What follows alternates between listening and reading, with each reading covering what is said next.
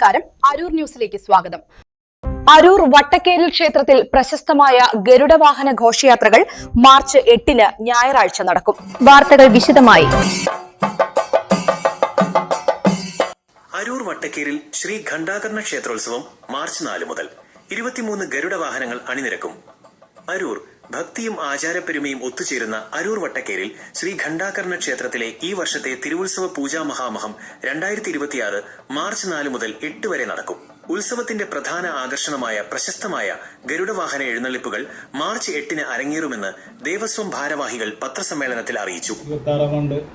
തിരുവുത്സവം ഈ വരുന്ന മാർച്ച് 4-ാം തീയതി ഗന്ധർവസ്വാമിക്ക് കാപ്പുകെട്ടലോടുകൂടി ആരംഭിച്ച് മാർച്ച് 8-ാം തീയതി ഗരുഡവാഹനം എഴുന്നള്ളിപ്പോടുകൂടി അവസാനിക്കുകയാണ്. നമുക്ക് ഈ വർഷം ഏകദേശം 24ഓളം ഗരുഡവാഹനങ്ങളാണ് ഇറക്കുന്നത്.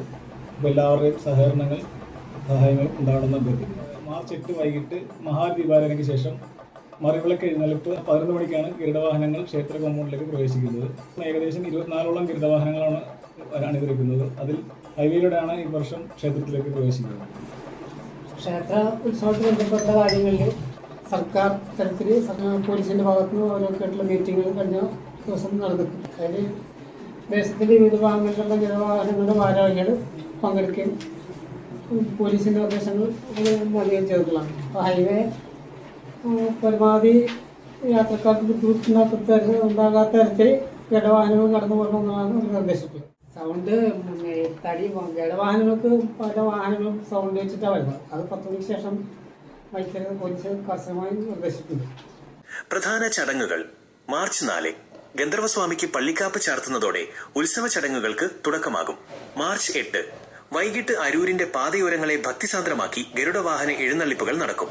അന്നേ ദിവസം രാത്രിയിൽ നയനമനോഹരമായ മറിവിളക്ക് എഴുന്നള്ളിപ്പുമുണ്ടായിരിക്കും. മാർച്ച് 15 ഏഴാം പൂജയോടുകൂടി ഉത്സവ ചടങ്ങുകൾ സമാപിക്കും.